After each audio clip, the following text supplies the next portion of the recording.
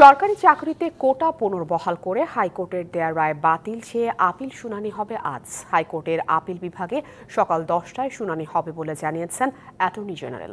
তিনি জানান, কোটা বহালে হাইকোর্টের রায় বাতিল চাইবে রাষ্ট্রপক্ষ।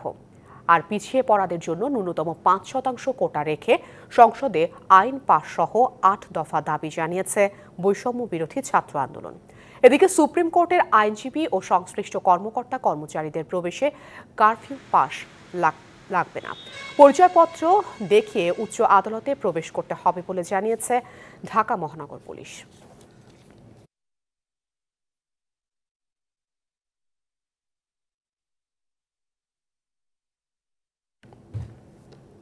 সরকারি চাকুরিতে কোটা পুনর্বহাল করে হাইকোর্টের দেয়ার রায় বাতিল চেয়ে আপিল শুনানির বিষয়ে বিস্তারিত জানাতে আমাদের সঙ্গে সরাসরি যুক্ত হচ্ছেন সহকর্মী নাবিল জাহাঙ্গীর। কথা বলবো তার সাথে। নাবিল, কোটা পুনর্বহাল করে হাইকোর্টের দেয়ার রায় বাতিল চেয়ে আপিল শুনানি নিয়ে সর্বশেষ কি তথ্য আছে আপনার কাছে, বিস্তারিত আমাদের জানাবেন। আপনি জানেন যে গেল 5 জুন সরকারি চাকরিতে কোটা পুনর্বহাল করে হাইকোর্ট একটি রায় দেয় এবং তারপরেই কিন্তু রাষ্ট্রপক্ষ সেই রায় বাতিল চেয়ে আবেদন করে। এবং আমরা দেখেছি যে সেই আবেদন শুনানির জন্য 7ই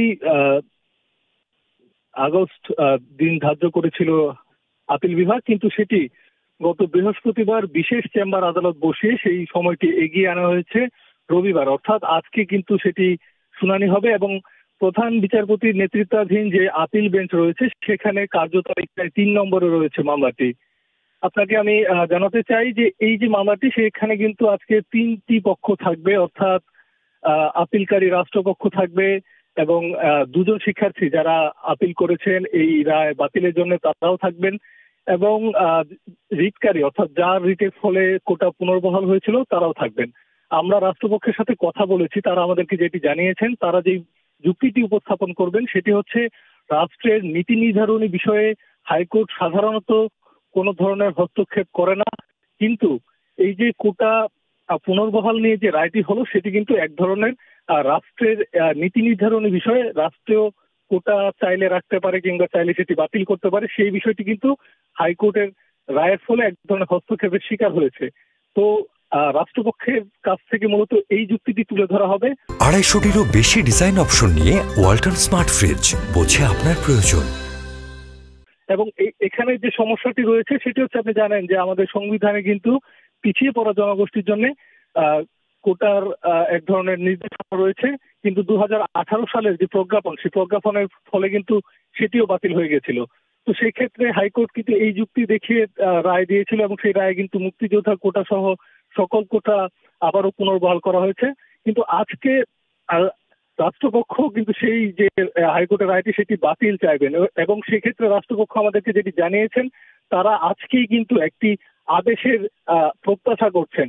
সেক্ষেত্রে আমরা যেটি ধারণা করছি, হয়তো প্রধান বিচারপতি তিনি কোনো ধরনের কমিশন গঠন করে দিতে পারেন এই কোটার বিষয়টি যাচাই বাছাই করে সেটি সংস্কারের জন্য, অথবা নির্বাহী বিভাগকে কিন্তু কোনো ধরনের আদেশ দিতে পারেন যাতে এই কোটা যাচাই বাছাই করে যাতে সঠিকভাবে মানুষের সাধারণের যে দাবি আছে সেটি প্রতিফলন ঘটিয়ে যেন এক ধরনের এই কোটা যাতে সবার কাছে গ্রহণযোগ্য হয় সেরকম যাতে কোনো প্রস্তাব তারা পেশ করেন, সেই ধরনের কিছু আজকে আপিল বিভাগ থেকে আসতে পারে।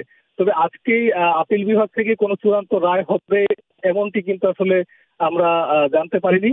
এবং সেই সাথে আপনি জানেন যে প্রধান বিচারপতি কিন্তু বারবার বলেছেন যারা আন্দোলন করছেন তারা যদি চান তারা সরাসরি কিংবা তাদের আইনজীবীর মাধ্যমে তাদের বক্তব্য আপিল বিভাগের সামনে তুলে ধরতে পারবেন।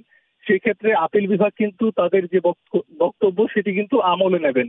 তবে এখন পর্যন্ত আমরা কিন্তু তেমন কিছু জানতে পারিনি যে আন্দোলনকারীরা কিংবা তাদের কোনো আইনজীবীর মাধ্যমে তাদের কোনো বক্তব্য আপিল বিভাগে তুলে ধরবেন, সেটি আমরা এখনো জানতে পারিনি। আফরিন। নাবিল, আপনাকে ধন্যবাদ।